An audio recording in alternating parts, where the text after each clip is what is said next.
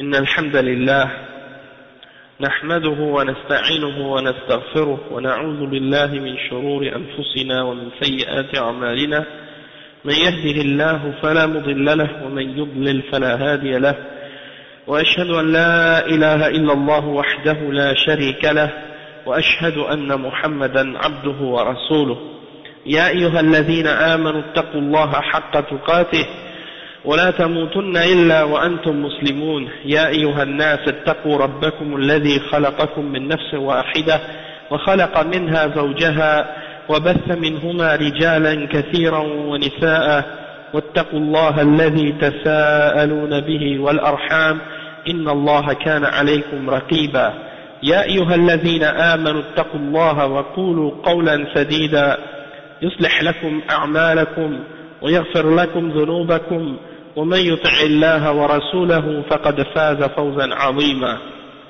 أما بعد فإن خير الكلام كلام الله وخير الهدي هدي محمد صلى الله عليه وسلم وإن شر الأمور محدثاتها وكل محدثة بدعة وكل بدعة ضلالة وكل ضلالة في النار أما بعد. Donc aujourd'hui on est arrivé au cours numéro 44 dans l'explication des 40 hadiths de l'imam al-Nawawi expliqués par le Cheikh Salih al-Fawzan. Et le hadith qu'on va lire aujourd'hui c'est le hadith numéro 35, al-hadith al-khamis wa al-thalathun. عن أبي هريرة رضي الله عنه قال قال رسول الله صلى الله عليه وسلم لا تحاسدوا ولا تناجشوا ولا تباغضوا ولا تدابروا ولا يبيع بعضكم على بيع بعض وكونوا عباد الله إخوانا المسلم أخو المسلم لا يظلمه ولا يخذله ولا يكذبه ولا يحقره التقوى هاهنا ويشير إلى صدره 3 مرات بحسب امرئ من الشر أن يحقر أخاه المسلم كل المسلم على المسلم حرام دمه وماله وعرضه رواه مسلم. Donc le cheikh il rapporte, l'imam al-Nawawi rahimahullah, il mentionne ce hadith qui est le hadith 35 comme je disais, qui est rapporté selon Abi Huraira radiyallahu anhu. Il dit que le messager d'Allah sallallahu alayhi wa sallam a dit la tahasadu, c'est-à-dire n'ayez pas de jalousie les uns pour les autres. Wala tanajashu.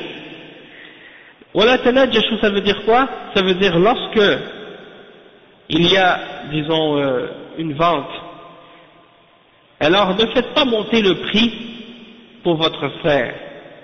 Si vous voulez pas acheter la marchandise, ne faites pas monter le prix de cette marchandise-là dans les enchères uniquement pour nuire à votre frère ou bien pour profiter à quelqu'un d'autre. On va l'expliquer dans le sharh.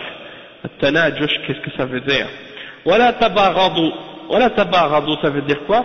Ne vous détestez pas les uns les autres. Wala tadabaru. Wala tadabaru, ça veut dire quoi? Ça veut dire ne vous tournez pas le dos les uns les autres. Ne vous tournez pas les uns les autres le dos. ولا يبيع بعضكم على بيع بعض, c'est-à-dire lorsqu'une entente a été faite, une transaction économique, vous êtes d'accord sur un prix et vous êtes d'accord pour acheter quelque chose, eh bien ne venez pas offrir à la personne une meilleure affaire ou un meilleur prix pour vendre, pour voler la vente de votre frère, ou bien pour vendre quelque chose par-dessus un contrat qui a déjà été conclu. On va expliquer l'exemple de ça dans le sharh du hadith. Et wakunu ibadallahi ikhwana, et soyez des serviteurs d'Allah, frères, soyez des frères. Et il dit le musulman est le frère du musulman, il ne lui fait pas d'injustice. Il ne l'abandonne pas, il ne ment pas sur lui, ou bien il ne traite pas de menteur, et il ne le méprise pas. Et ensuite le prophète sallallahu alayhi wa sallam a dit At-taqwa ha huna, c'est-à-dire la crainte d'Allah subhanahu wa ta'ala, c'est dans le cœur. Il a pointé vers son cœur, vers sa poitrine, pendant 3 fois il l'a fait. At-taqwa ha huna, at-taqwa ha huna, at-taqwa ha huna, c'est-à-dire, en pointant son cœur, la taqwa, c'est ici. La taqwa, c'est ici. La taqwa, c'est ici, en pointant le cœur. Et après, il a dit, بِحَسْبِ امْرِئٍ مِّنَ الشَّرِّ أَنْ يَحْقِرَ أَخَاهُ الْمُسْلِمِ. Qu'est-ce que ça veut dire? Ça veut dire, si tu as du mépris pour ton frère, ça te suffit, hein, si tu as du mépris pour ton frère musulman, c'est suffisant pour toi comme péché, comme mal. Hein? Si tu fais rien d'autre péché, rien d'autre de mal, à part de ce mal-là, de mépriser ton frère, ça te suffit comme mal, tellement c'est grave. Hein? Et il dit ensuite, tout ce qui appartient à un musulman, c'est haram, c'est sacré pour un autre musulman. Et il a mentionné son sang, ses biens et son honneur. Donc tout ce qui appartient à un musulman, c'est sacré par rapport à un autre musulman. Son sang, ses biens et son honneur. Et ça, c'est rapporté par l'imam Muslim. Donc c'est un hadith qui est authentique. Le Cheikh Al-Fawzan, il dit, هذا حديث جامع للأخلاق التي تكون بين المسلمين فإن الإسلام جاء بالحث على التآخي في الله عز وجل وأن يكون المسلمون كالجسد الواحد وكالبنيان يشد بعضه بعضا ولذلك نهى عن كل ما يكون عن كل ما يكدر هذا المقصود وما يزيله أو ينقصه من الأخلاق السيئة. Le Cheikh Al-Fawzan dit que ce hadith, il réunit tous les bons comportements qui doivent exister entre les musulmans.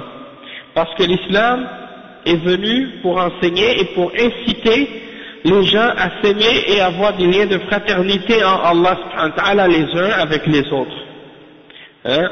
Les musulmans, ils doivent s'aimer en Allah subhanahu wa ta'ala et être des frères les uns avec les autres. وَيَكُونُ الْمُسْلِمُونَ كَالْجَسَدِ الْوَاحِدِ, et que les musulmans soient comme un seul corps, كَالْبُنْيَانِ, comme une bâtisse, comme un mur, comme une construction, wa alaykum salam wa rahmatullah, qui se renforcient les uns les autres, hein, comme un mur de briques qui se renforcit, chaque brique renforcit l'autre, hein. Et c'est pour ça que le prophète sallallahu alayhi wa sallam nous a interdit tout ce qui pourrait venir détruire ou nuire à cet objectif. Et tout ce qui pourrait faire en sorte que cet objectif de la fraternité soit éliminé ou diminué. Et il a cité comme exemple tous les mauvais comportements qui peuvent exister entre nous. Certains de ces comportements-là, ça fait partie des choses qui existent, qui font partie des vices de l'homme, de ses vices intérieurs. Qu'est-ce qu'il a dans l'âme? Des maladies du cœur, comme la jalousie, le mépris des autres, hein, et des choses de ce genre. Donc, tout ça c'est des maux, des malaises, des maladies, des choses qui nous affectent dans nos cœurs, et bien entendu, ça détruit ou disons que ça vient diminuer notre fraternité. Ça peut même la détruire à long terme. Hein? On va donner des exemples de ça dans les paroles du Cheikh Al-Fawzan tout à l'heure, au fur et à mesure qu'on avance dans l'explication.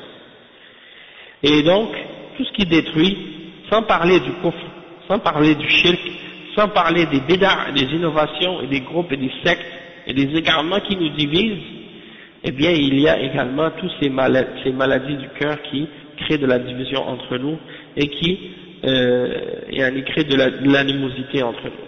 Donc le cheikh dit وفي هذا الحديث يقول الرسول صلى الله عليه وسلم لا تحاسدوا لأن الحسد هو أكبر ما يفرق بين المسلمين فهو أخطر الآفات الاجتماعية والحسد معناه تمني زوال النعمة عن المحسود سواء أراد أن يكون له سواء أن أرادها أن تكون له أو تزول ولا تكن لأحد والحسد كما في الحديث إياكم والحسد فإن الحسد يأكل الحسنات كما تأكل النار الحطب أو العشب. Le cheikh dit que dans ce hadith, le prophète sallallahu alayhi wa sallam, il dit pour commencer, la tahasadu, c'est-à-dire n'ayez pas de la jalousie les uns pour les autres. Le mot jalousie en arabe c'est al-hasad. Al-hasad. Et le verbe qui est utilisé ici, la tahasadu. Et ça, c'est sous la forme at-tafa'ul. La tahasadu. C'est-à-dire, n'ayez pas il y a une forme de, disons, participation mutuelle dans l'acte du fait d'être jaloux et d'avoir de la jalousie les uns envers les autres et les uns pour les autres. On est jaloux les uns des autres. Et ça, c'est interdit dans l'islam. Pourquoi? Parce que parmi les maladies du cœur et parmi les péchés, une des choses qui cause le plus de la division entre les musulmans, c'est la jalousie. Et c'est une des maladies sociales, une des maladies de la société qui est parmi les plus dangereuses. Et la signification de la jalousie, telle qu'on la retrouve dans les livres dans les dictionnaires de langue, c'est de souhaiter que le bien ou que la grâce soit enlevée de quelqu'un. Quand on est jaloux de quelqu'un, ça veut dire quoi? Ça veut dire qu'on a remarqué que cette personne-là, il a une ni'ma, il a reçu d'Allah subhanahu wa ta'ala une grâce quelconque, et nous, on souhaiterait qu'elle lui soit enlevée. On souhaiterait qu'elle lui soit enlevée, c'est ça la jalousie. Et peu importe qu'on souhaiterait qu'elle lui soit enlevée cette grâce, ou cette ni'ma, ou cette bonté, on souhaiterait qu'elle lui soit enlevée parce qu'on la veut pour nous-mêmes, ou bien on souhaiterait qu'elle lui soit enlevée pour qu'elle ne soit à personne.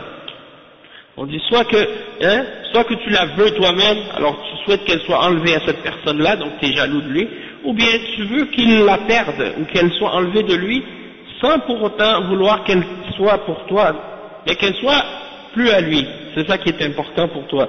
Donc là, dans les deux cas, c'est de la jalousie. On appelle ça le hasad.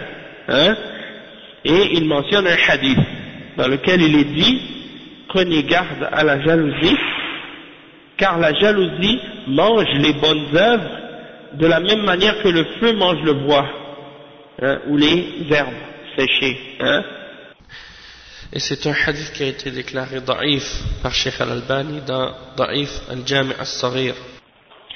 والحسد قد يحمل على الكفر كما حمل إبليس على الكفر حينما حسد آدم عليه السلام وكما حمل اليهود على الكفر بمحمد عليه الصلاة والسلام كما قال تعالى ود كثير من أهل الكتاب لو يردونكم من بعد إيمانكم كفارا حسدا من عند أنفسهم من بعد ما تبين لهم الحق حملهم الحسد على الكفر به وهم يعلمون أنه رسول الله صلى الله عليه وسلم تبين لهم الحق فهم لم يكفروا به عن جهل وإنما كفروا به عن علم بأنه هو رسول الله صلى الله عليه وسلم لكنهم حسدوه. Le cheikh il dit, et la jalousie, elle peut même amener quelqu'un à la mécréance, au kufr, comme Iblis, la'natullahi alayhi. Iblis, il a été jaloux de Adam, quand Allah subhanahu wa ta'ala a demandé aux anges de se prosterner devant lui. Iblis a été jaloux, il a dit, mais pourquoi je dois me prosterner devant lui? Tu m'as créé de feu et tu l'as créé de terre. Donc il a refusé à cause de ça de se prosterner à Adam, il a refusé l'ordre d'Allah subhanahu wa ta'ala et il est devenu mécréant à cause de ça. Donc cette jalousie qu'il a eue en lui-même, l'a amené à devenir kafir. Et de même que les juifs, al-Yahoud, qu'est-ce qui les a amenés à la mécréance? Qu'est-ce qui les a amenés à rejeter le prophète Muhammad sallallahu alayhi wa sallam? C'est la jalousie.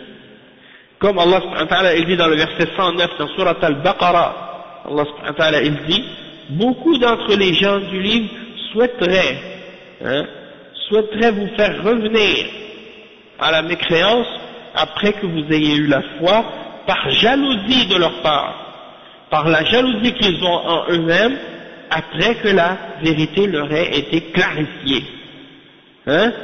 Donc qu'est-ce qui les a amenés à cette jalousie? Qu'est-ce qui les a amenés à cette mécréance, pardon? C'est cette jalousie qu'ils avaient en eux-mêmes. Parce qu'ils savaient très bien que le prophète Muhammad sallallahu alayhi wa sallam est le messager d'Allah. Puisque Allah subhanahu wa ta'ala dit dans ce verset, بَعْدَمَا تَبَيَّنَ لَهُمُ الْحَقِّ, après que la vérité leur ait été clarifiée. Alors ils n'ont pas rejeté la foi en le prophète Muhammad sallallahu alayhi wa sallam par ignorance, ils ont uniquement rejeté la foi en le prophète Muhammad sallallahu alayhi wa sallam avec connaissance, parce qu'ils savaient très bien que c'était le messager d'Allah, comme Allah subhanahu wa ta'ala dit dans un autre verset, يَعْرِفُونَهُ كَمَا يَعْرِفُونَ أَبْنَاءَهُم, ils le connaissent comme ils connaissent leur propre fils. Wa alaykum salam wa rahmatullahi wa barakatuh.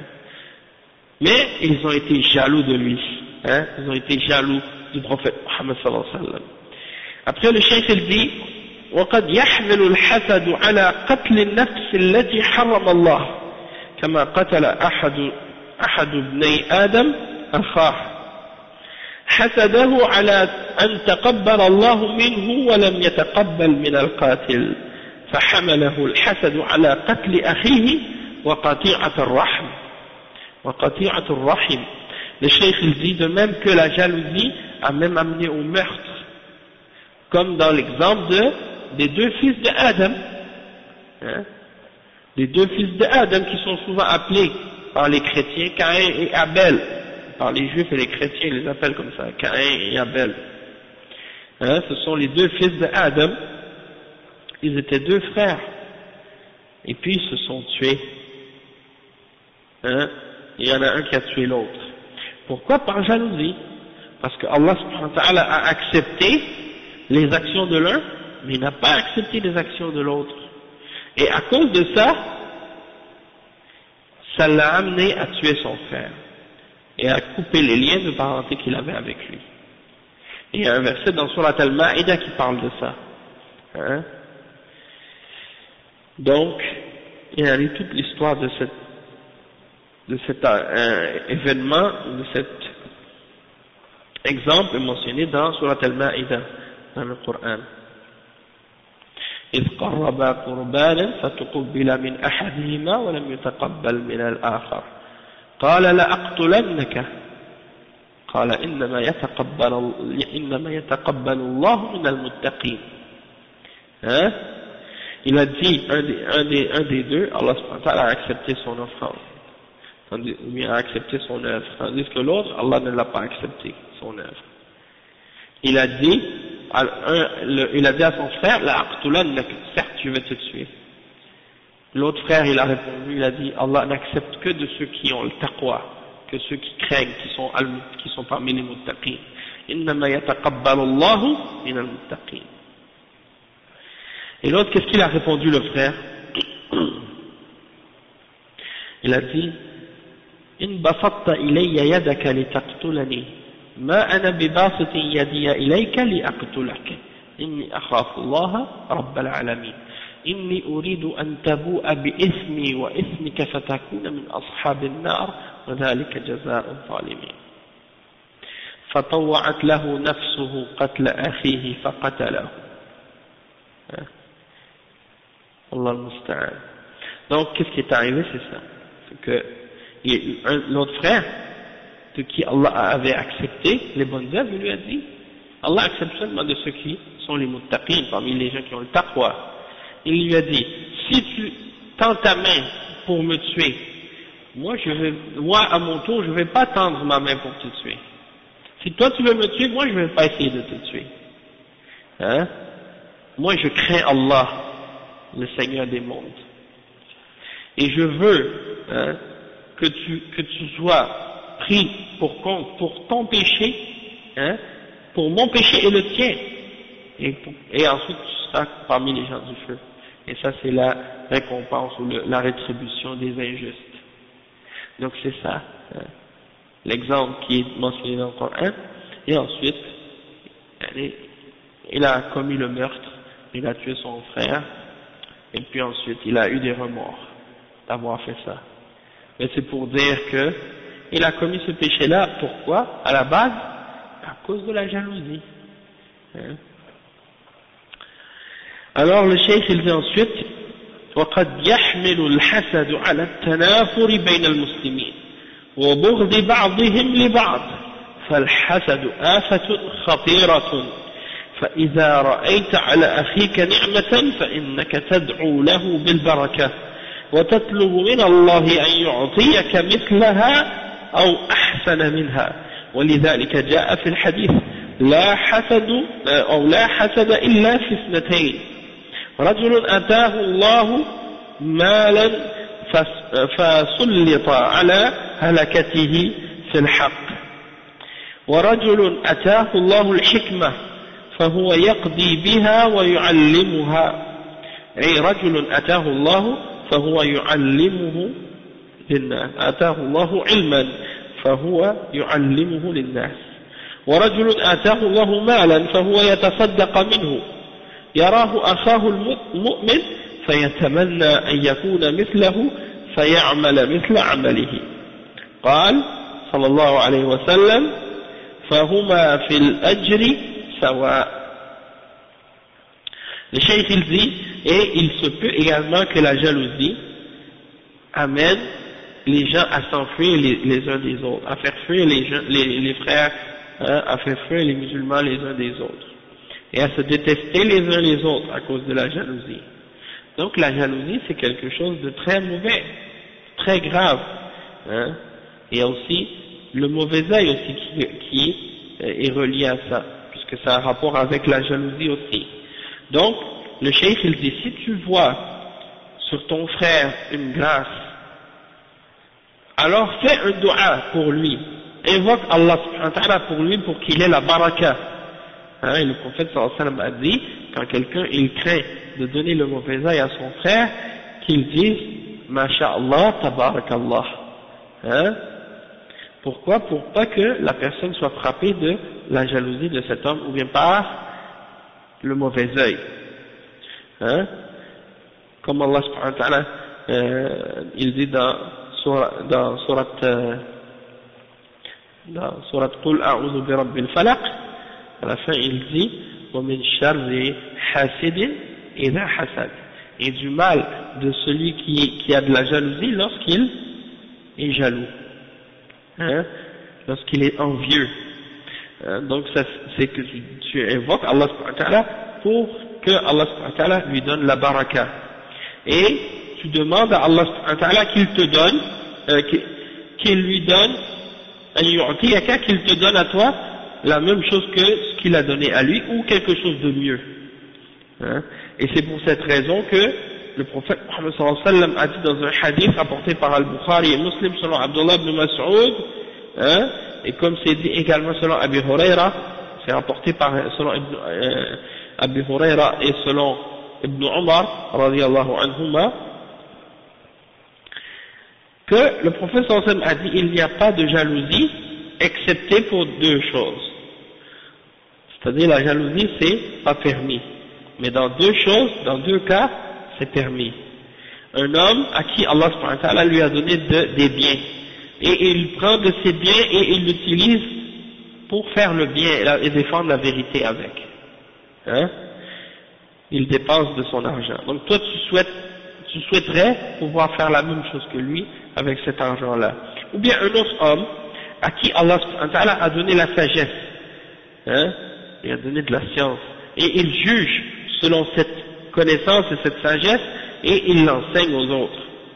Donc, le cheikh il explique ce hadith en disant, c'est comme si Hein, un homme, par exemple, Allah lui a donné de la science, il l'enseigne aux gens. Un homme, Allah subhanahu wa ta'ala lui a donné de l'argent, hein, et il donne de cet argent en sadaqa. Hein. Donc quand le musulman il voit ça, il souhaiterait lui aussi pouvoir avoir la même chose pour pouvoir faire la même chose que lui. Pas parce qu'il souhaite que Allah subhanahu wa ta'ala lui enlève la grâce qu'il a, non, au contraire, il est heureux pour son frère de la grâce que son frère a reçue, hein, mais il souhaiterait lui aussi pouvoir avoir la même chose pour pouvoir faire la même chose que lui parce qu'il utilise son argent dans le bien. Et le prophète sallallahu alayhi wa sallam a dit au sujet de cette personne, celui qui fait le bien avec son argent ou fait le bien avec la connaissance qu'il a, et celui qui souhaiterait pouvoir faire la même chose et avoir la même chose, il a dit, ils sont égaux. C'est-à-dire, ils ont fil ajri sawa, ils sont égaux dans la récompense. Donc, toi tu vois ton frère, il a de l'argent, Allah subhanahu wa ta'ala lui a donné beaucoup de biens, beaucoup de richesses, beaucoup de science, et tu le vois en train de donner de son argent et d'aider les gens avec, et tu le vois en train de donner la science et d'enseigner aux autres et de l'appliquer, et alors toi tu souhaiterais toi aussi avoir cette science, tu dis ah moi j'aimerais ça avoir cette science là pour faire comme ça, ou bien j'aimerais ça avoir cet argent là, si j'avais le même argent que lui, je ferais la même chose que lui, je donnerais de mon argent pour faire construire des mosquées, pour faire construire des écoles, pour enseigner l'islam, pour faire ça, pour faire ça, pour faire ça, faire imprimer des livres et des Corans pour les gens, ainsi de suite. Donc, tout ça, c'est des exemples de cas dans lesquels il est permis d'avoir ce genre d'envie et de jalousie pour les autres, et en réalité, le cheikh explique, il dit وهذه تسمى الغبطة الغبطة وهي تمني أن يعطيك الله مثل ما أعطى الله أخاك لتعمل مثل عمله من الخير فهذا ليس حسدا وإنما هو غبطة وهذا محمود لأنه يدل على محبة الخير. Le cheikh il dit, et ceci se nomme en arabe al-ghibta, c'est-à-dire de souhaiter que Allah te donne la même chose que ce qu'il a donné à ton frère pour que tu puisses faire les mêmes bonnes œuvres que lui. Et ça, on n'appelle pas ça en arabe de la jalousie ou al-hasad. En réalité, on appelle ça ghibta. Wa alaykum salam wa rahmatullahi wa barakatuh. On appelle ça ghibtatun. Et ça, c'est quelque chose de louable, c'est quelque chose de bien, hein, parce que ça indique que tu aimes le bien. ثم قال صلى الله عليه وسلم ولا تناجشوا النجش استثارة الشيء والنجش في البيع الزيادة في ثمن السلعة ولا تناجشوا تفاعل من النجش وهو أن يزيد الرجل ثمن السلعة وهو لا يريد شراءها ولكن ليسمعه غيره فيزيد بزيادته فهذا محرم بدلالة هذا الحديث. أما إن كان يزيد في السلعة من أجل أن يشتريها فلا مانع فقد فعله النبي صلى الله عليه وسلم. أما أنه يزيد فيها وهو لا يريد شراءها وإنما يريد أن يرفع قيمتها لكونه شريكا للبائع أو صديقا له أو ما أشبه ذلك فهذا نجش محرم. وهذا معنى قوله ولا تناجشوا. لا تناجشوا فإذا كان لك رغبة في السلعة فزد فيها وإن لم يكن لك فيها رغبة فاتركها. Le cheikh il dit, puis ensuite le prophète Muhammad sallallahu alayhi wa sallam a dit ولا تناجشوا. النجش istisaratu shay, c'est de vouloir s'accaparer de quelque chose, vouloir prendre quelque chose pour soi-même, de préférer quelque chose et de le vouloir pour soi-même. Et dans la religion, dans le commerce, al-najshu c'est quoi? C'est d'augmenter le prix, de faire augmenter le prix d'une marchandise. Donc, le cheikh il explique que, donc ça vient de al-najshu, et c'est sous la forme tafa'al, tafa'ul, c'est-à-dire, de vouloir faire augmenter le prix d'une marchandise alors que toi-même tu ne veux pas l'acheter. Mais, tu veux que d'autres entendent que tu fais monter le prix pour que le prix augmente, et ça c'est haram. Et c'est la preuve de ce hadith, ce hadith qui vient, c'est ce hadith qui prouve que c'est haram de le faire. Donc, si tu veux faire augmenter le prix d'une marchandise, supposons qu'il y a une vente aux enchères, ou bien que supposons qu'il y a deux personnes qui se disputent l'achat d'une marchandise, et que une personne dise un prix, quelqu'un veut acheter par exemple une montre, et quelqu'un dit cette montre, moi je l'achète à 20, et quelqu'un arrive et dit moi je te donne 30 pour. Si tu l'as fait monter à 30 parce que tu veux l'acheter, dans ce cas-là c'est permis. Mais si tu le fais monter à 30, pas parce que tu veux l'acheter, mais juste parce que tu veux faire profiter le commerçant, le vendeur parce que c'est ton ami, ou parce que c'est ton partenaire, et donc tu viens comme ça, tu dis ouais moi je l'achète à 30 alors qu'en vrai tu veux même pas, tu veux même pas l'acheter, tu voulais juste faire monter le prix, alors dans ce cas-là c'est pas permis. Bon, tant que la vente elle n'est pas conclue, c'est-à-dire que le contrat il n'est pas terminé, quelqu'un peut venir proposer un prix plus haut. Et comme on va le voir dans le hadith, ce même hadith, par la suite le professeur se dit voilà yabi' ba'dukum ala bay'i ba'd, et que quelqu'un ne contracte pas un contrat de commerce par-dessus un autre contrat, le contrat de son frère. Donc dans ce cas-là c'est autre chose.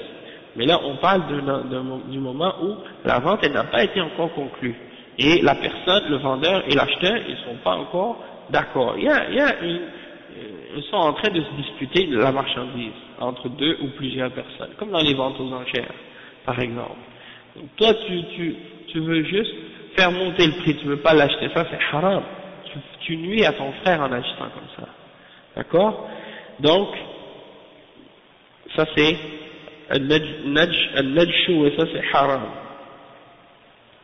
Et c'est ça la signification quand le professeur me dit wala tanajashu. Donc si tu veux l'acheter cette marchandise, pas de problème pour faire augmenter le prix, mais sinon laisse-la tomber. Le cheikh dit ensuite wa qawluhu sallallahu alayhi wa sallam wala tabaghadu al-bughd fi al-qalb wa huwa al-karahiyya wal matlub al-'aks wa huwa al-mahabbatu bayna al-muslimin فيحب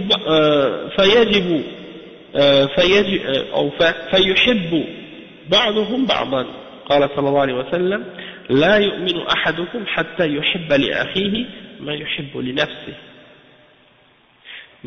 لنفسه فالمطلوب هو التحاب بين المسلمين أما أن يتباغضوا فهذا منهي عنه ولكن هل يملك الإنسان أن يزيل ما في قلبه من البغض هذا سجية في بعض الناس ولكن إذا أبغضته فلا تعمل بموجب البغض فتضر أخاك وإذا وجدت في نفسك بغضا فادفعه بتذكر ما بين المسلمين من المحبة والخير ولا تعمل به ولا تنفذه أو تظهر البغض. Le cheikh dit oui, donc le cheikh dit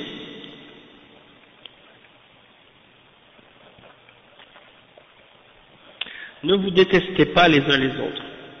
Ça c'est les paroles du prophète Muhammad sallallahu alayhi wa sallam. Et le fait de se détester ou la haine, ça c'est dans le cœur. C'est ça que ça veut dire al-bughd en arabe, ghayr al-maghdubi alayhim, ceux contre qui Allah a de la colère. Al-maghdubi alayhim, c'est ceux qui ont Allah a de la colère contre eux ou de la haine contre eux, il les déteste. Hein? Mais al-bughd, c'est ça.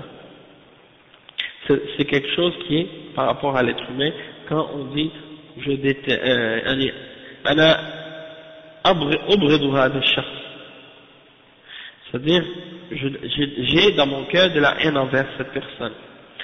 Qu'est-ce que Allah subhanahu wa ta'ala nous demande? C'est de l'avoir de l'amour entre nous.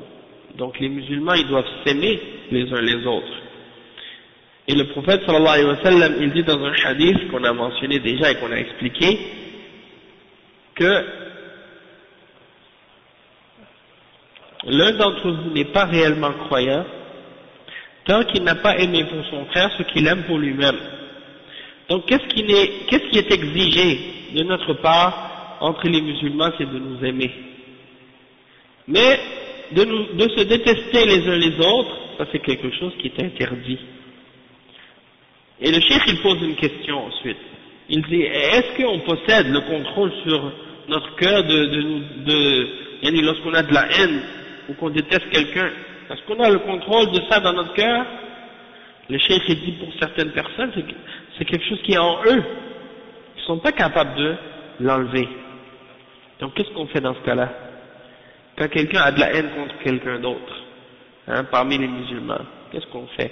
Là, on ne parle pas de quelqu'un qui a une haine par rapport à l'islam, c'est-à-dire que tu détestes quelqu'un pour Allah subhanahu wa ta'ala, ou que tu as une haine envers lui par rapport à l'islam, du fait que cette personne, tu l'aimes en Allah subhanahu wa ta'ala parce que c'est un musulman, mais tu détestes en lui certaines choses, hein, tu détestes en lui certaines choses. Donc pourquoi? Parce que c'est des choses qui sont bid'a, ou des choses qui sont haram.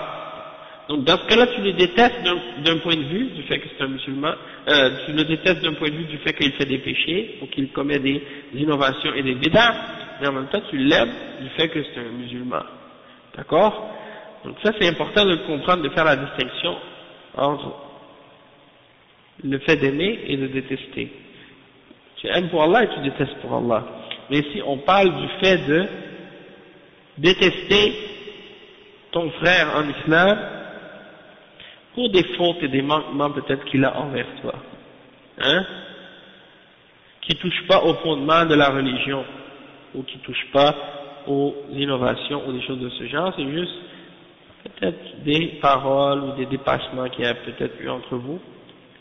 Dans des cas comme ça, bien entendu, entre les croyants, il faut qu'il y ait du bon conseil, al-nasiha, de se conseiller, de mentionner à ton frère, s'il t'a fait quelque chose de mal, tu lui dis, tu lui expliques, pour qu'il se corrige, peut-être qu'il t'a fait du mal sans même le savoir.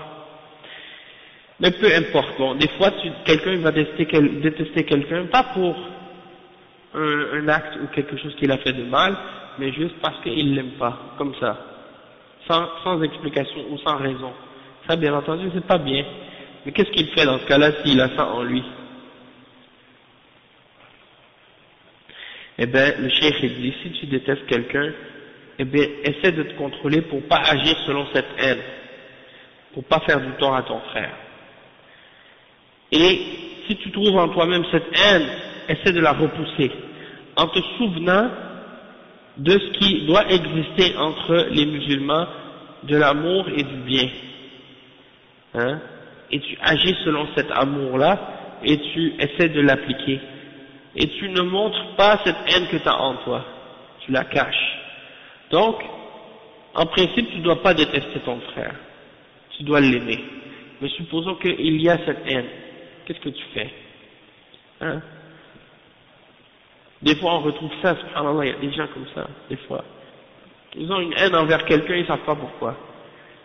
Peut-être parce qu'ils n'aiment pas son tempérament, ils n'aiment pas sa façon de parler, ils n'aiment pas son style, hein.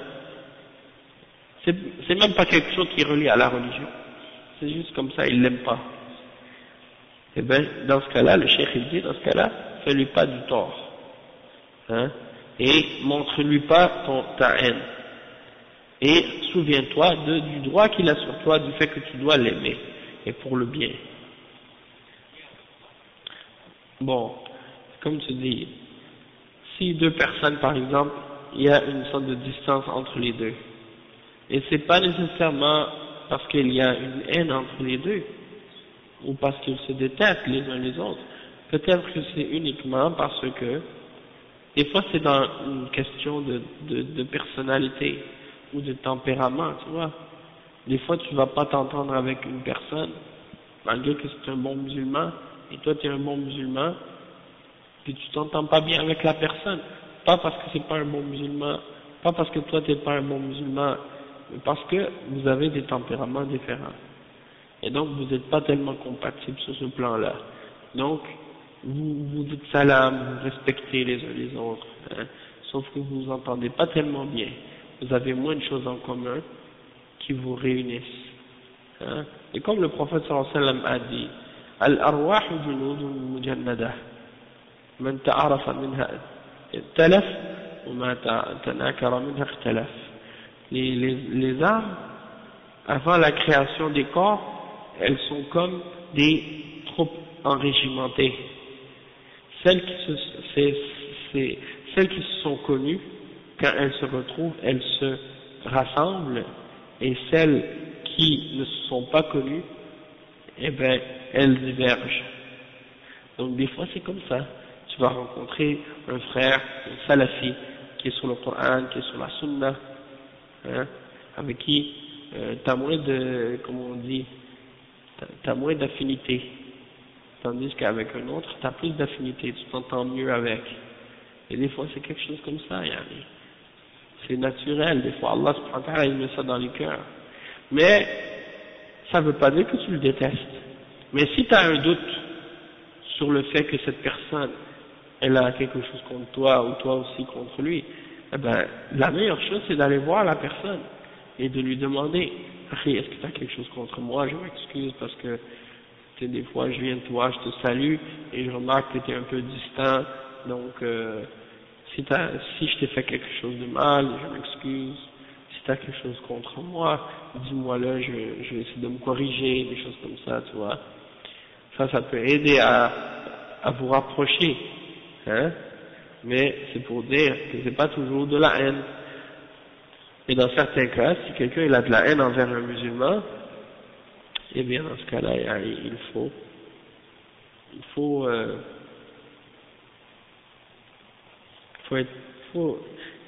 qu'il essaie de repousser cette haine et qu'il n'agisse pas selon cette haine.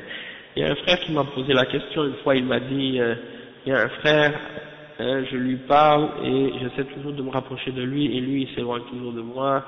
Et ou bien des fois il est toujours dur, etc., etc. Qu'est-ce que je dois faire? Et puis moi je lui ai dit, fais des doigts à Allah subhanahu wa ta'ala et demande à Allah subhanahu wa ta'ala qu'il réunisse vos cœurs, hein, sur la foi, sur la vérité, sur l'amour en lui. Et puis peut-être qu'à cause de ça, Allah subhanahu wa ta'ala il va vous faire devenir des gens qui sont plus proches les uns des autres. Hein. Et j'ai déjà eu une situation comme ça déjà, avec un frère que j'ai rencontré quand j'étais étudiant en Arabie Saoudite. C'était un frère, on partageait la même chambre. Et quand je venais d'arriver, j'ai trouvé ce frère était très dur. Mais en même temps, je voyais que c'est quelqu'un qui avait beaucoup de bien en même temps. Donc, j'ai fait des doigts à Allah subhanahu wa ta'ala pour que il nous réunisse nos cœurs et pour qu'on devienne des frères, des amis, hein. Et puis effectivement, par la suite, peu de temps après, on est devenus des amis, hein.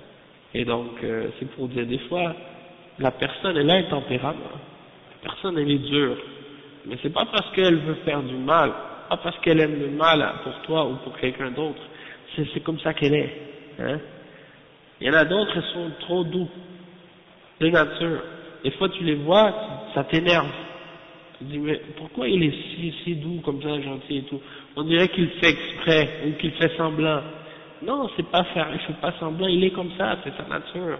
Tu peux pas le changer, hein. Il y a des gens comme ça, tu les vois, qui sont tellement gentils, tu te dis, ça se peut pas, il fait semblant. Hein, surtout à notre époque, hein. On est tellement pas habitué de voir des gens gentils, que quand on en voit, on pense que ça peut pas être naturel, hein. Oui, ben, des fois il y a ça, des fois il y a ça, il y a des gens qui pensent que quand quelqu'un est trop gentil, ça veut dire il est naïf, il est innocent, ou bien quelqu'un qui veut quelque chose en retour, mais des fois c'est pas ça. Des fois c'est quelqu'un, il voit quelqu'un gentil, il pense que ça se peut pas, il fait semblant, hein, il est pas normal. Et puis non, c'est sa personnalité, c'est son tempérament, il est comme ça. Et donc, ça m'est déjà arrivé aussi. Tu vois quelqu'un, tu rencontres un frère pour la première fois, au tout début, tu vois comment il agit, tu vois comment il parle, et tu te demandes, mais est-ce qu'il est comme ça, réellement, ou bien il fait semblant? Et puis, une fois que tu le revois plusieurs fois, puis tu vois comment il agit, tu te dis, ah, mais ça, là tu comprends, tu dis, ah, mais il est comme ça, c'est son tempérament, il est de cette façon-là.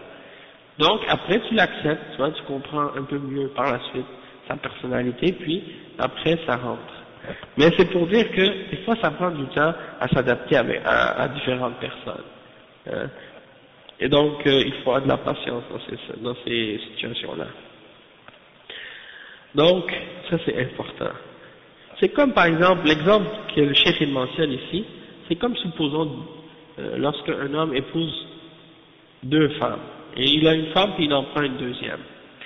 Peut-être que sa première femme va avoir de la jalousie envers la deuxième, et la deuxième va avoir de la jalousie envers la première. Et ça, c'est naturel. Hein? Mais, l'important, c'est qu'elle n'agisse pas selon cette jalousie-là. Et qu'elle ne laisse pas cette jalousie-là l'amener à transgresser et à désobéir à Allah subhanahu wa ta'ala à cause d'elle. Donc la femme, elle a de la jalousie dans son cœur. Elle a de la jalousie envers cette femme qui est la femme de son mari. Mais elle contrôle sa langue, elle contrôle son corps, elle contrôle ses membres pour que ses émotions et ses sentiments-là ne la poussent pas à transgresser les limites d'Allah subhanahu wa ta'ala. Donc, Allah subhanahu wa ta'ala, il nous demande justement de nous contrôler. Comme le hadith qui dit, la tardab, ne te mets pas en colère. La colère, c'est naturel de l'avoir. C'est quelque chose qui fait partie de nous, de notre nature, on est des êtres humains. Mais l'important, c'est que tu n'agisses pas selon cette colère. Donc, tu ne peux pas nier tes émotions, mais tu dois les contrôler, ne pas agir selon ces émotions-là, te faire transgresser les limites d'Allah subhanahu wa ta'ala. Et c'est ça qu'il dit ici dans ce hadith, et c'est ça ce que le cheikh explique.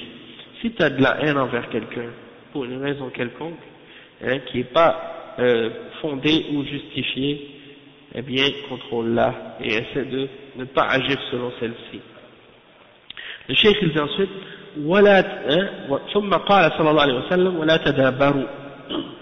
المدابرة هي إعراض البعض عن البعض الآخر والذي ينبغي لك أن تستقبل أخاك بالبشر والسرور وبالسرور، أما أن تعرض عنه وتدبر عنه وتوليه ظهرك فهذا يدل على شر، وإلا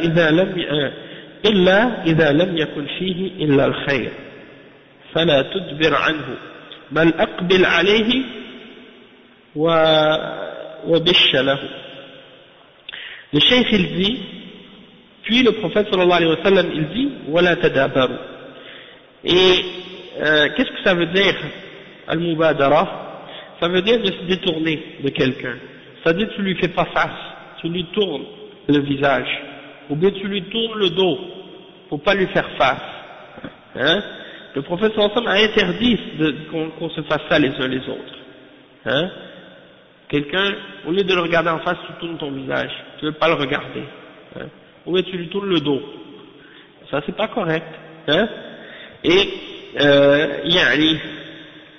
il dit que lorsque tu es avec ton frère, tu dois lui faire face et tu dois lui montrer de la réjouissance et de la joie. Tu lui souris. Ça fait partie du comportement que les frères doivent avoir les uns les autres. Subhanallah. Ça c'est quelque chose vraiment, des fois, subhanallah, il y a certaines, comme je disais à des frères, dans certaines mosquées, tu rentres et puis les gens ils sont tous renfrognés, tristes, bêtes, hein, le regard sombre, le visage sombre. Quand tu rentres, on dirait que tout le monde est déprimé. Tout le monde est, même des fois on dirait qu'ils sont fâchés, subhanallah. Hein, il n'y a pas de plaisir, il n'y a pas de joie entre eux, il n'y a pas d'amour entre eux qui s'exprime, rien. Donc ça, c'est pas ce que l'islam nous demande. Allah al-Musta'an, comme tu dis, tu rentres, tu dis le salam, personne ne te répond. Allah al-Musta'an. Ça c'est grave. Donc, l'air renfrogné, il y en a même parmi les frères salafis, et parmi les sœurs salafiyas, hein, certaines personnes de ma famille m'ont mentionné, hein, subhanallah, quand ils se voient entre eux, ou elles se voient entre elles, elles ne sourient pas. Elles pensent que d'être fâchées ou d'être dures, montrer un visage dur et renfrogné, que ça fait partie de suivre la salafiyya et d'être sur le Coran et la Sunna. Il ne faut pas sourire. Non, ça c'est de l'ignorance. Hein? A'udhu billah. On n'a pas le droit d'être comme ça. Hein? Les sahaba, ils souriaient les uns avec les autres. Le prophète sallallahu alayhi wa sallam, il souriait tout le temps. Hein? Et quand ils se voyaient, ils se souriaient les uns les autres. C'est une sadaqa en plus. Hein?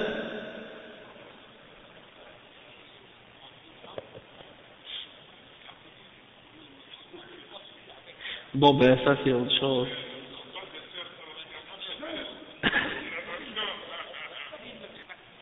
Yani, c'est comme par exemple, si tu vois une vieille dame, hein, si tu vois une dame âgée, plus âgée, qui te connaît, tu la connais, tu connais sa famille, tu connais quelque chose, hein, tu passes, tu lui dis salam, tu vas sourire, hein. Si tu crains pas la fitna, pas de problème, parce que c'est une vieille dame, hein. Mais si c'est des jeunes filles, tu passes à côté d'elles, tu commences à leur faire des sourires, a'udhu billah. Là tu joues avec le feu. Et non. Si tu penses que le fait de passer devant ces jeunes filles-là, tu vas commencer à leur faire des sourires, non, ça c'est quelque chose, tu mets ton cœur à l'épreuve, non, ça c'est pas correct. De les regarder, même si tu crains que le fait de leur dire salam, ça peut faire de la fitna, tu leur dis pas le salam dans ce cas-là. Si c'est des jeunes filles, tu passes, c'est tout. Mais si tu vois que, par exemple, c'est un groupe, tu passes à côté des femmes, tu dis salam comme ça, là, tu passes rapidement, tu dis salam alaikum wa rahmatullah, et puis tu t'arrêtes pas, tu rigoles pas avec elles, hein, tu vas pas parler avec elles ou des choses comme ça c'est correct. Oui, on a le droit de dire salam. Le prophète sallallahu alayhi wa sallam, il y a des hadiths dans Riyad Salihin, si vous retournez, les règles du salam. Le prophète sallallahu alayhi wa sallam, des fois, il saluait les femmes saluaient les hommes, il n'y a pas de problème, tant qu'il n'y a pas la peur de la fitna. Mais du moment que vous créez la fitna, il faut éviter ce genre de choses. Hein? Surtout à l'époque actuelle, on entend toutes sortes de choses. Maintenant, Allah al-Musta'an, les jeunes filles qui portent des voiles, maintenant, Allah al-Musta'an, c'est des parades de mode. Leur voile, c'est même pas des voiles islamiques. Et quand elles se voilent, elles mettent, c'est un voile à la mode maintenant, oui, décoratif franchement. Et elles mettent du rouge à lèvres avec les maquillages, et elles portent le voile avec ça. Et donc, en plus avec les parfums. Donc celle-là, elle voit des garçons, moi je l'ai vu surtout chez les Ikhwan, dans les universités et tout, les groupes d'étudiants, et puis salam alaikum brother, hein, salam alaikum mon frère, et le frère il dit, oui, et Allah al-Musta'an, et les sœurs, et les frères, salam alaikum ma sœur, ça va ma sœur, hein, et les sœurs, venez on va, hein, a'udhu billah. Donc là, ça c'est dépasser la limite. Quand on dit wala tadabaru, ça ne veut pas dire les garçons et les filles commencent à se faire face et à se regarder en face. Non. On parle ici des hommes qui se font face entre eux quand ils se parlent. Ils ne se tournent pas le visage, ils ne se tournent pas le dos. Et la même chose pour les femmes quand elles se parlent entre elles. Elles se regardent, elles font, hein, subhanallah. D'après ce que j'ai entendu de plusieurs personnes, hein. Les sœurs entre elles, elles sont trop dures. Non mais franchement, subhanallah, surtout des sœurs salafis avec, hein, des fois elles qui se voilent et tout, quand elles voient une autre sœur, c'est comme si elles sont sans pitié. Hein. Allahu a'lam, je ne sais pas pourquoi, mais elles ont compris que dans l'islam c'est comme ça. Tu vois quelqu'un, il y a des fois il y a une sœur qui ne connaît pas quelque chose, c'est pas quelque chose que une d'entre elles, elle a appris. Elle la voit tout de suite, elle lui tombe dessus comme une hache, hein, comme un coup près, allez. Ouais, elle veut la djinder direct, hein, comme vous dites en Afrique là. Donc, subhanallah, j'ai dit, hein, aucune rahma, rien, aucun, mais donne-lui le temps, donne-lui la chance. Même des fois, tu vois par exemple, Allah musta'an, quelqu'un, même une soeur ou un frère, il n'est pas au courant que tel prêcheur ou tel cheikh a des erreurs. Il ne sait pas, il n'a pas entendu rien sur cette personne. Il pensait du bien, au contraire peut-être il avait entendu du bien. Toi tu as entendu une critique ou des défauts au sujet de ce prêcheur ou de ce cheikh. Et donc tu arrives et tu dis ah mais non, comment ça se fait, lui il dit du bien de lui ou il parle en bien de lui. Explique-lui, peut-être qu'il ne le sait même pas. Peut-être qu'il n'a même pas entendu ce que toi tu as entendu. Et surtout des gens qui ne connaissent pas l'arabe. Il y a certains individus, aujourd'hui, qui ont une popularité chez les gens, et qui ont des graves erreurs dans leur aqidah et dans leur manhaj. Et il y a des livres, et des cassettes, des audios qui ont été faits pour mettre en garde contre eux. Mais, étant donné que pour les francophones, ils ne sont pas connus, on ne traduit pas ces paroles-là. On les met pas en français. Pourquoi? Parce que ça les concerne même pas. Hein? Certains prêcheurs. Ils les connaissent même pas. Donc, ça se peut que certains, par exemple, ignorent l'état de certains de ces prêcheurs-là. Et pour les traduire, ces réfutations-là, ou ces mises en garde contre ces individus-là, ça prend beaucoup de temps, beaucoup d'énergie, beaucoup de travail. Hein? Et donc c'est pour ça que des fois on n'a pas le temps de traduire. Il y a plein de choses qu'on devrait traduire, qu'on devrait faire, pour mettre en garde contre certains prêcheurs qui sont connus dans le monde musulman, chez les Arabes, chez d'autres personnes qui parlent d'autres langues. Mais des fois on n'a pas le temps. Des fois on n'a pas le temps, on est pris court. Hein? Nous on fait nos cours en français, on explique les choses. Maintenant il y a des prêcheurs, hein, comme par exemple, qu'est-ce qu'ils ont ramené à Montréal? Salah Hassawi. Salah Hassawi, ils l'ont ramené à Montréal maintenant. Ils ont ramené son université à Montréal, une branche de son université à Montréal. Hein? The American University. Hein? Islamique. Islamique en tout cas, je sais pas, ils l'ont ramené à Sunna. Al-Zaytouna, c'est une université sur internet qui a été ouverte par Hamza Youssef, hein, un soufi qui a étudié en Mauritanie. Il y a d'autres universités comme ça maintenant, il y en a plein sur internet. Les gens ils ouvrent des universités maintenant sur internet. Ben il y a rien en français sur eux parce qu'ils parlent pas français. Et leur da'wah est concentrée plus sur l'arabe ou l'anglais. Donc on ne va pas perdre notre temps à les traduire comme ça, puisqu'il n'y a pas vraiment un grand bienfait de le faire. Sauf que, mais des fois, il y en a certains, parmi les francophones, qui connaissent l'anglais et puis qui ramènent ces idées-là par la suite. Donc ça exige de notre part qu'on travaille sur ça pour qu'on commence à traduire des choses là-dessus. Mais bon, c'est pour dire. Tout ça c'est pour dire que certaines personnes peuvent être dures envers d'autres sans que ce soit justifié. On n'a pas à être tranchant de cette manière-là envers les gens, alors qu'on ne sait même pas s'ils savent ou s'ils ne savent pas. Si la personne elle le sait, puis elle persiste, après qu'on lui ait clarifié les choses, et qu'elle veut rien savoir, et qu'elle continue à s'obstiner, à vouloir défendre quelqu'un qui est dévié, alors là c'est autre chose. Mais une personne, tu sais même pas si elle sait ou si elle sait pas. Attends avant de juger la personne d'une façon définitive. Essaie de te renseigner, de lui poser les questions, de comprendre avant. Hein? Donc ne fais pas preuve d'une dureté envers ton frère salafi ou ta soeur salafie avant d'avoir été certain de la personne. Est-ce qu'elle sait ou est-ce qu'elle ne sait pas, au moins. Hein?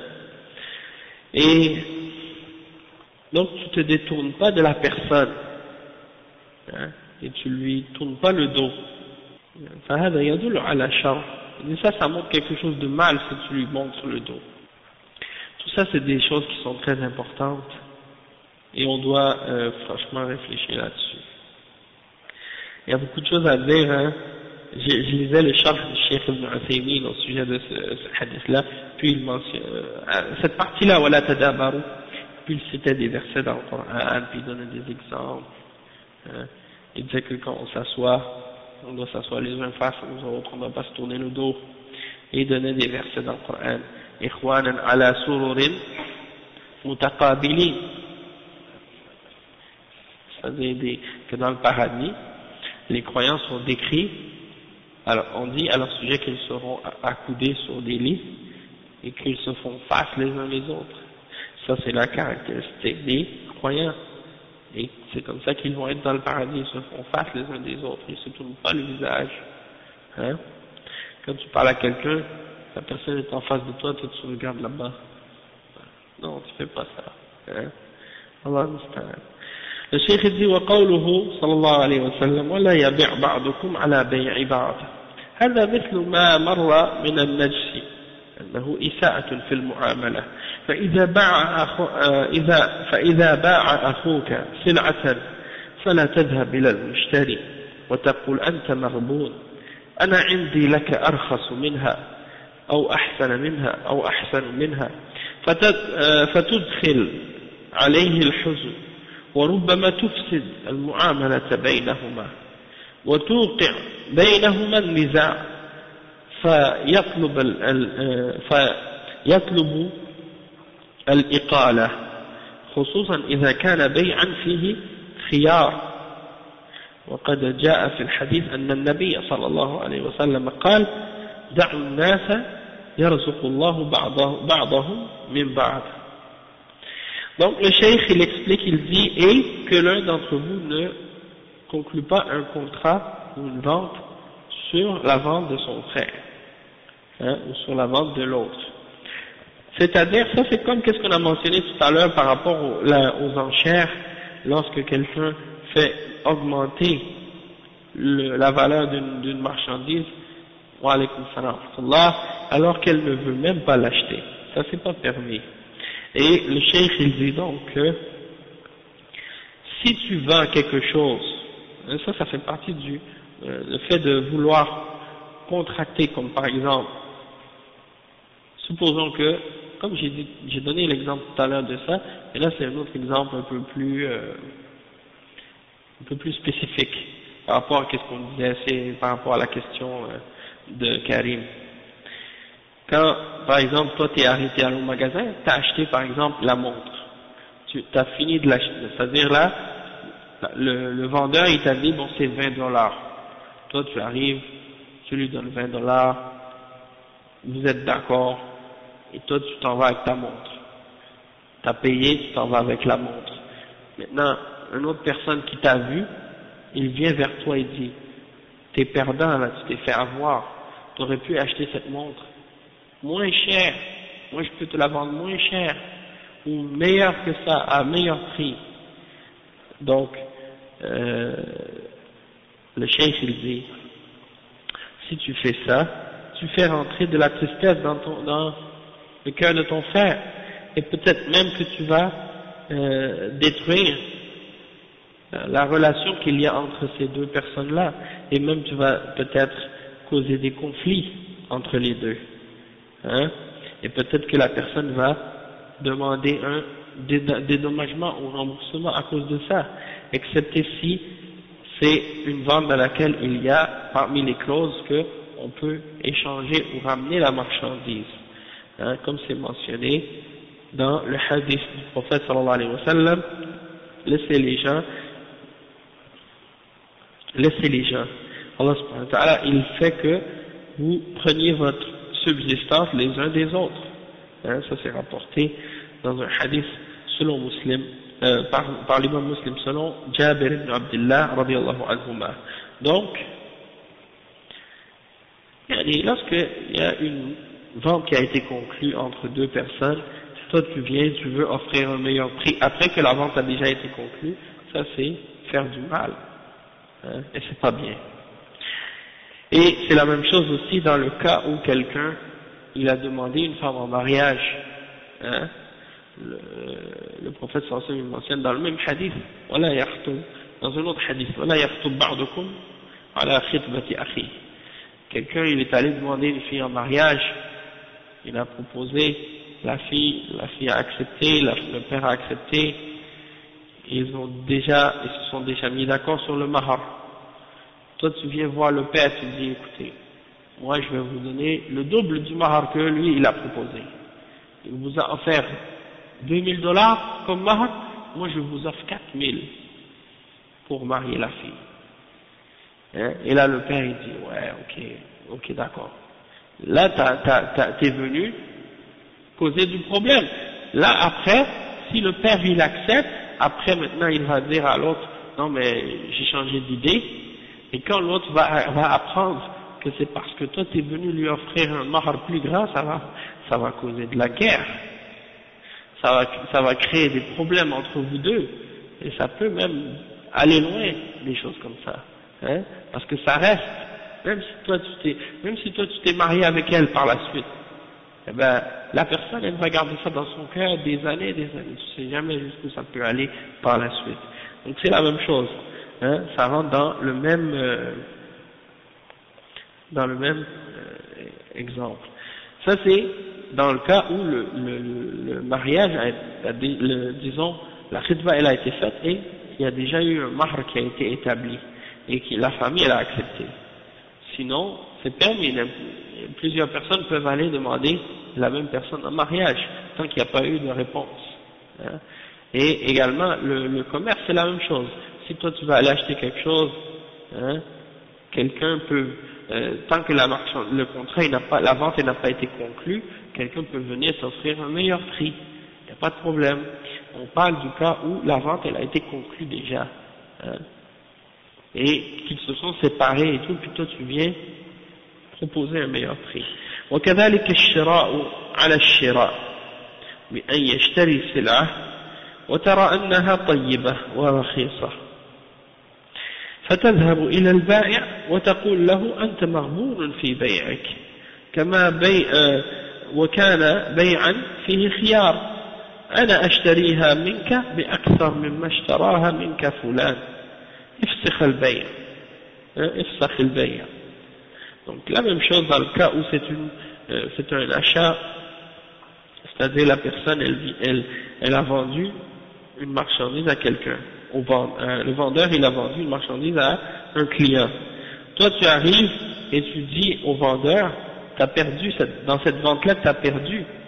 Si moi je vais te l'acheter cette marchandise, je vais te l'acheter le double de qu'est-ce que lui il a donné. Et toi et donc le vendeur il annule la première vente et puis il te le vend à toi. Ça aussi c'est quelque chose qui rentre dans ce sujet-là. C'est pas permis. Hein? هذا أمر لا يجوز لأن هذا اعتداء على حق المسلم إلا إذا استشارك فأبدي له النصيحة التي تراها أما ما دام لم يطلب مشاورتك فلا تتدخل لأن هذا يحدث ضررا على أخيك المسلم البائع أو المشتري.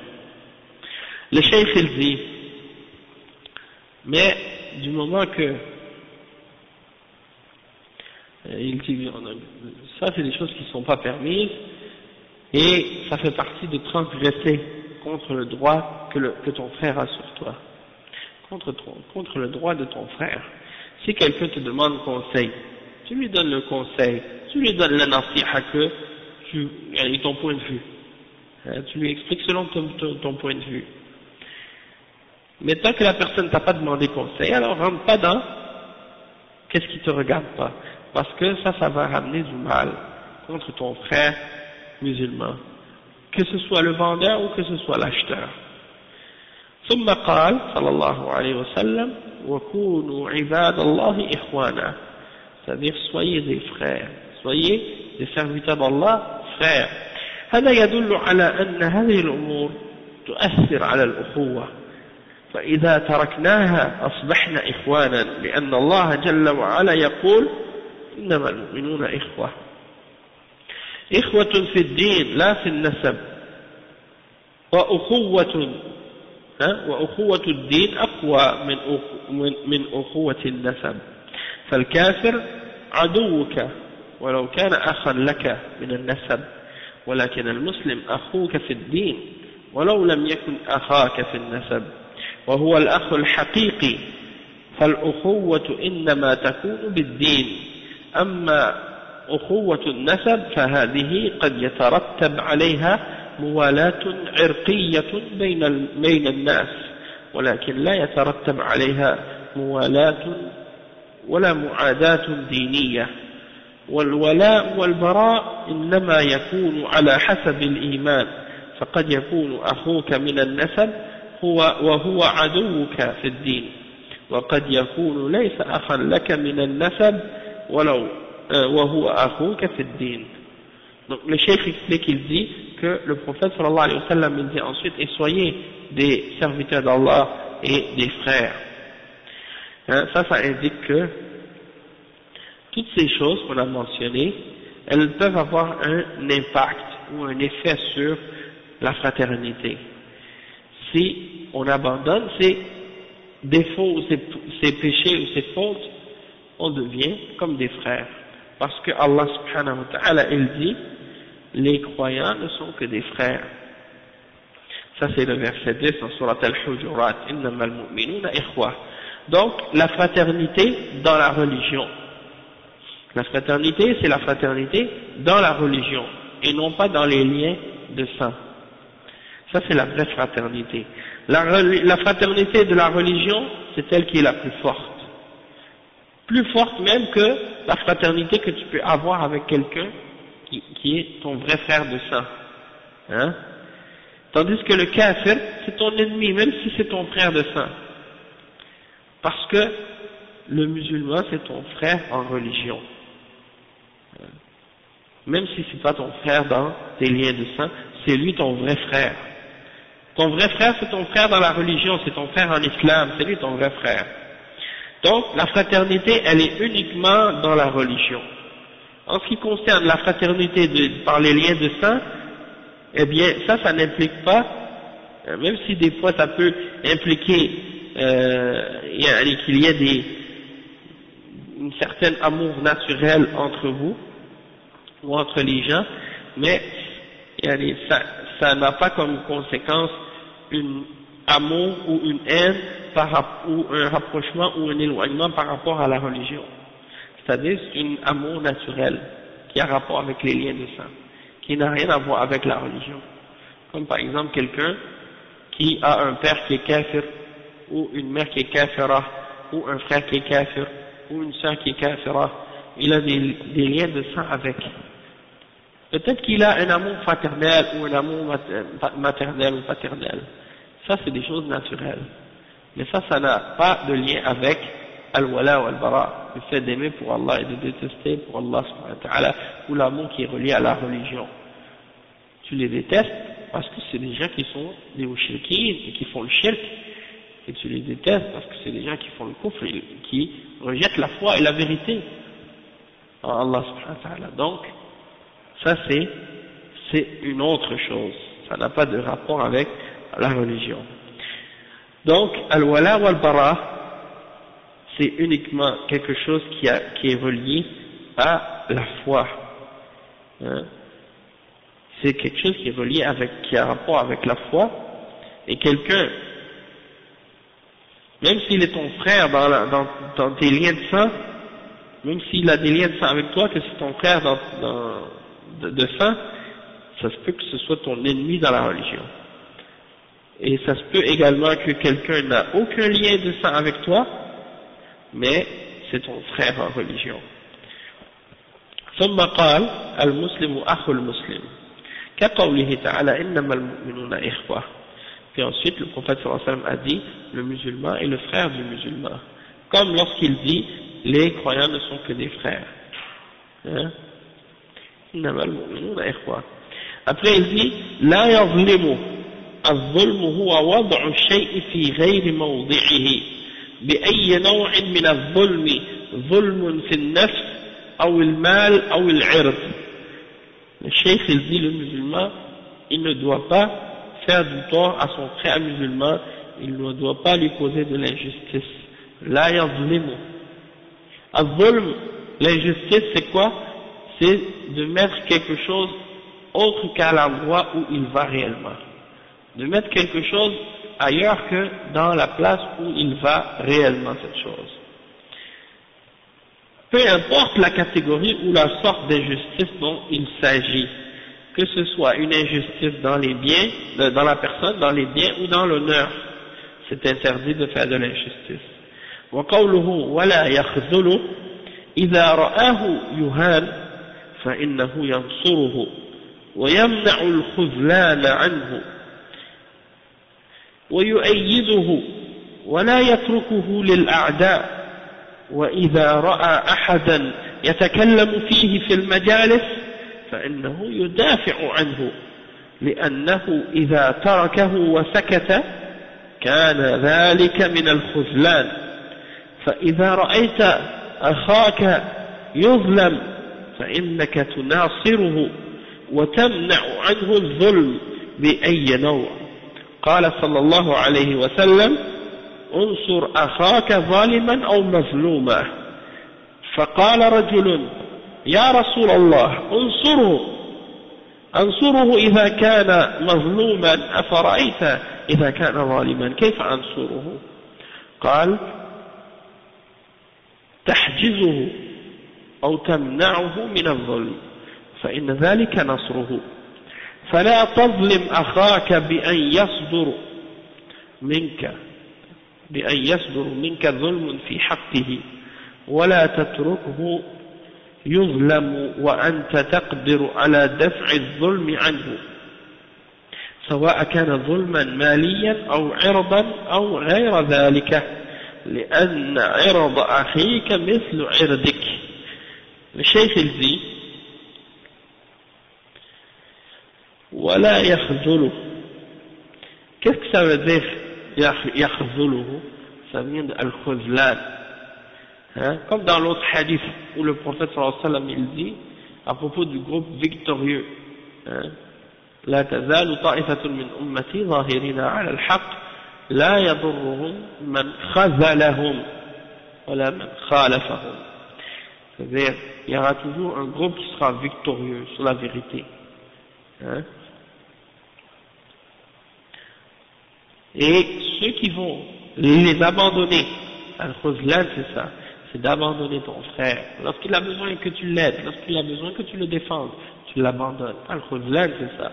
Donc ceux qui l'abandonnent, ce groupe-là, ils ne vont lui causer aucun tort. Et ceux qui également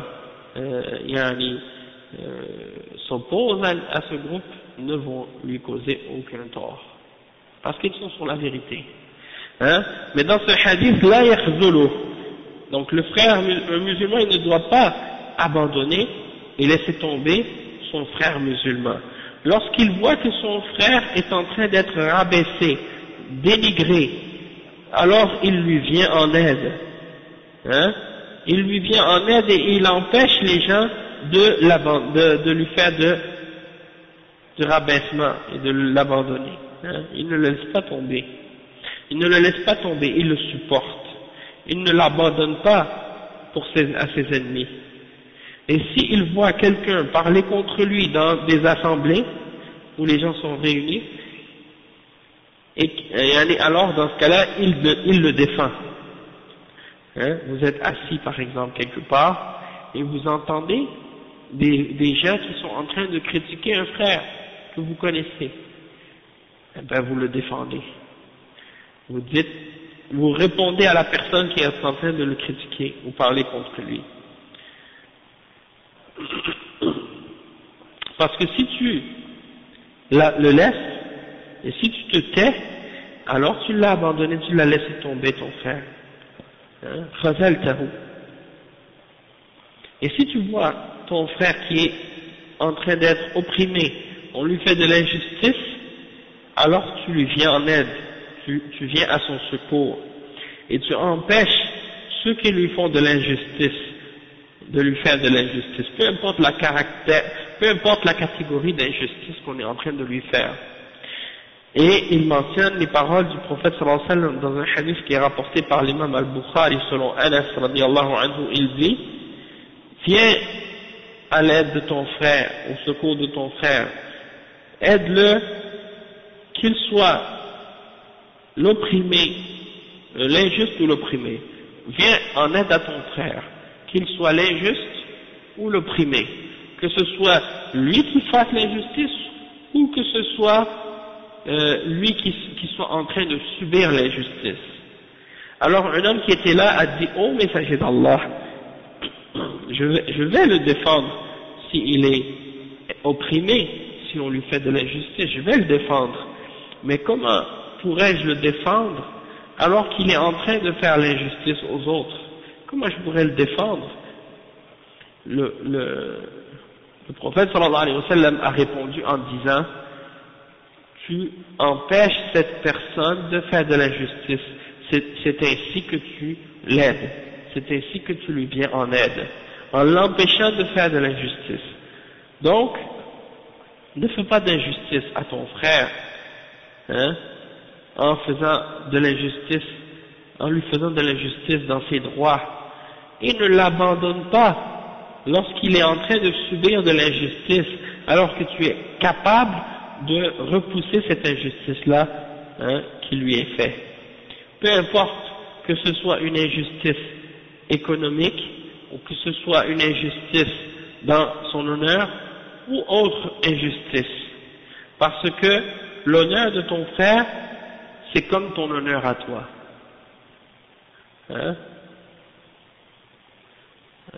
Il y a un hadith qui est rapporté par Tirmidhi, si je me souviens bien, qui dit: Man radda an irdi akhihi, radda Allahu an wajhihi an-nara yawm al-qiyamah.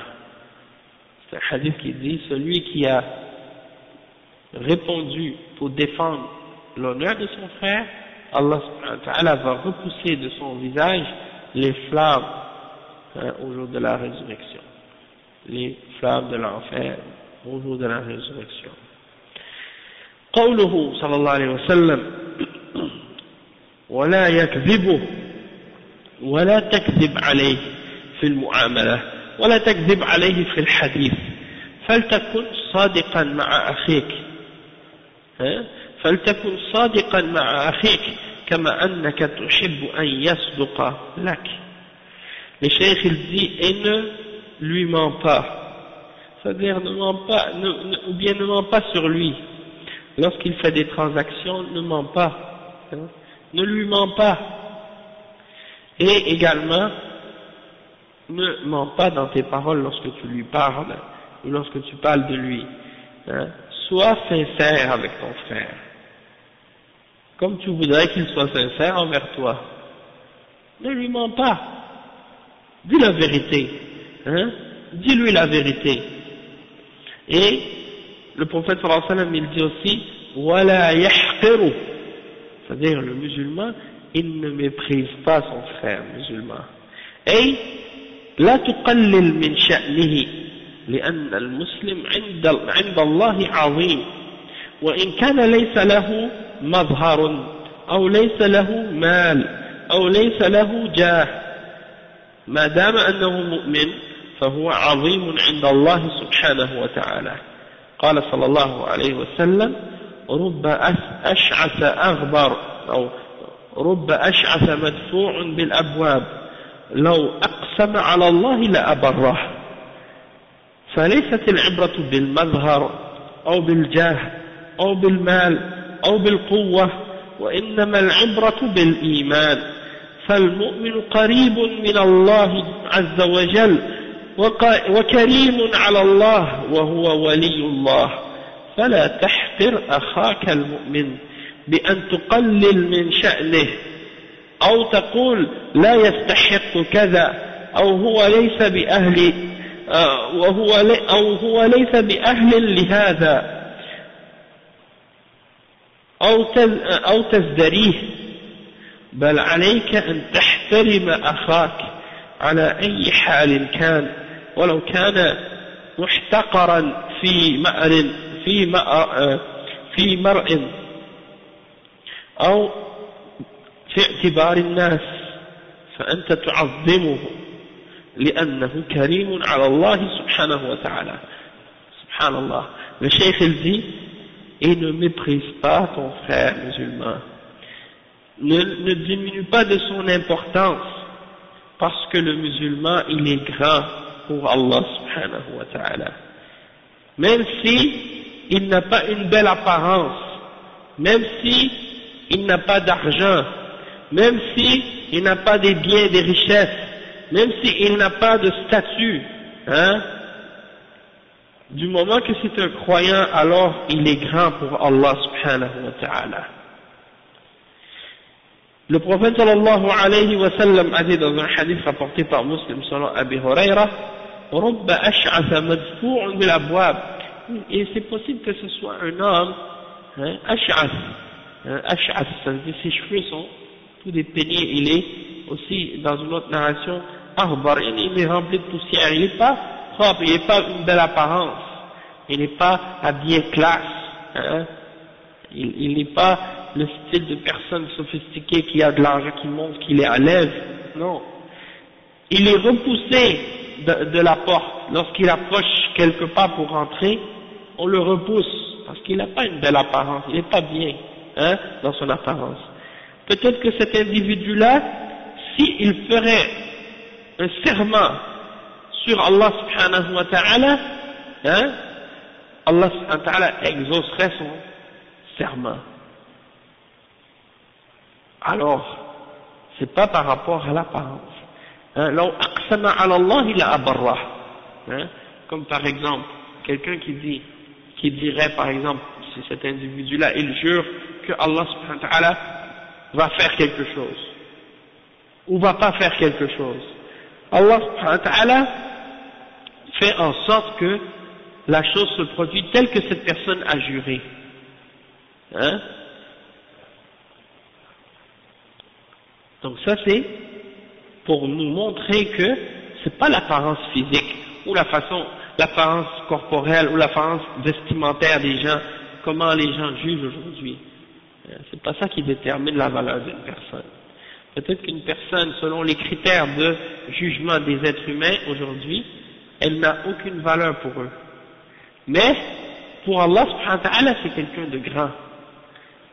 Hein? Donc, qu'est-ce qu'on doit prendre en considération? C'est pas l'apparence, c'est pas le statut. Hein? Peut-être que quelqu'un, il a une mauvaise apparence, une laide apparence, peut-être quelqu'un, il a aucun statut, il a aucun bien, aucune force, et malgré tout, il est grand pour Allah. Donc la considération, c'est par rapport à la foi. Et le musulman, le croyant, il est proche d'Allah subhanahu wa ta'ala, et il est noble pour Allah subhanahu wa ta'ala, et il est un allié d'Allah subhanahu wa ta'ala, un proche d'Allah subhanahu wa ta'ala. Alors, ne méprise pas ton frère croyant, et ne diminue pas de son importance, et ne dis pas il ne mérite pas telle ou telle chose, hein? Ou ne dis pas il n'est pas apte à faire telle ou telle chose, ou à mériter telle ou telle chose, tu le méprises, hein? Tu le diminues, tu le dénigres, hein? Non, respecte ton frère, respecte ton frère dans tous les cas. Même si, selon les critères des gens, selon son apparence, il est méprisable, ne le méprise pas, respecte ton frère. Hein? Tu le respectes parce que pour Allah subhanahu wa ta'ala, c'est quelqu'un d'honoré, subhanahu wa ta'ala. وبهذه الأخلاق العظيمة يصلح المجتمع. Il y a des gens aujourd'hui, Allah musta'an, on a remarqué ça, parmi des gens de certaines catégories, des fois ils font partie des groupes de hizbiyin qui vénèrent les diplômes. S'ils trouvent des musulmans qui n'ont pas de diplôme, mais qui sont des musulmans, des croyants, ils les dénigrent. Et non seulement ils les dénigrent devant les kuffars, ils les rabaissent devant les kuffars en disant eux ils savent rien, c'est des gens qui n'ont pas d'éducation, ils valent rien. A'udhu billah. C'est comme ça que tu vas parler de tes frères devant les kuffars. Hein? Peut-être que celui-là il vaut la terre entière des gens comme toi. Hein? Comme le prophète sallallahu alayhi wa sallam, il a dit, quand il a vu un homme passer, il a dit qu'est-ce que vous dites de celui-là? Il a dit celui-là, s'il parle, on l'écoute. S'il vient demander une femme en mariage, on lui donne, hein, etc., etc. Et ils ont vu une autre personne passer. Il dit qu'est-ce que vous dites de celui-là? Il a dit celui-là, s'il parle, personne ne l'écoute. S'il vient demander une fille en mariage, personne ne lui donne. Le prophète sallallahu a dit celui-là, il est meilleur que la terre entière de l'autre exemple que du premier dont je vous ai montré. Hein? Donc c'est pour dire la valeur de quelqu'un. La valeur de quelqu'un, c'est pas déterminé par les critères de nous aujourd'hui. Hein? C'est pas déterminé de cette manière. Et le cheikh il dit ensuite, alhamdulillah, si Allah t'a donné de l'éducation et de la connaissance et des diplômes, c'est un bien. Remercie Allah subhanahu wa ta'ala, mais ne dénigre pas tes frères et ne méprise pas tes frères. Au contraire, hein, honore tes frères et respecte tes frères. Hein?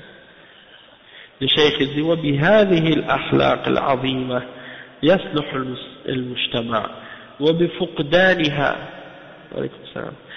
وبفقدانها أو بفقد شيء منها يختل المجتمع فالإسلام جاء بكل ما يبني المجتمع ونهى عن كل ما يخل به فهذه منهيات نهى عنها الرسول صلى الله عليه وسلم لأنها مما يخل ببناها. وعليكم السلام ورحمة الله وبركاته. لأنها مما يخل ببناء المجتمع المسلم. Donc le cheikh dit tous ces comportements-là sont des grands comportements qui amènent à une réforme de la société. Et lorsqu'on les perd, ou lorsqu'on perd certaines d'entre ces caractéristiques-là, c'est là que la société commence à perdre de sa valeur et elle commence à se détruire petit à petit. Donc l'islam est venu ramener tout ce qui construit et qui bâtit la société et qui renforce la société. Et l'islam est venu interdire tout ce qui vient détruire, hein, tout ce qui vient la détruire, cette société-là. Et donc, ces interdictions que le prophète sallallahu alayhi wa sallam est venu mentionner, parmi les interdictions qui sont mentionnées dans ce hadith, elles ont été interdites, ces choses-là, parce qu'elles viennent nuire à la construction de cette société musulmane. On va s'arrêter ici pour aujourd'hui, Inch'Allah, et on continuera la suite de ce hadith-là demain, Inch'Allah. Donc, subhanakallah wa bihamdik. أشهد أن لا إله إلا أنت أستغفرك وأتوب إليك. Franchement, en même temps aussi, donc on parlera demain d'autres points aussi, mais par rapport au comportement puis au caractère, c'est vrai qu'il y a beaucoup d'entre nous qui ont beaucoup de défauts. Allez, en commençant par moi. Mais il y en a beaucoup, on a des maladies, on a des problèmes dans le cœur, et des fois, Allah al-Musta'an, il y en a qui mélangent les problèmes qu'ils ont dans le cœur et ils utilisent la religion ou même parfois le manhaj comme prétexte pour camoufler leur maladie, hein, pour attaquer des frères ou des individus. Allah musta'an. Quand déjà ils ont des problèmes personnels avec quelqu'un, il attaque le manhaj de la personne ou critique son manhaj, alors qu'en réalité c'est pas pour le manhaj qu'il le critique, c'est juste parce que il a un problème personnel avec. Na'udhu billahi min zalik. Donc on va s'arrêter ici, et puis on continuera le cours prochain, bismillah, demain, Inch'Allah, même heure. سبحانك اللهم وبحمدك أشهد أن لا إله إلا أنت أستغفرك وأتوب إليك.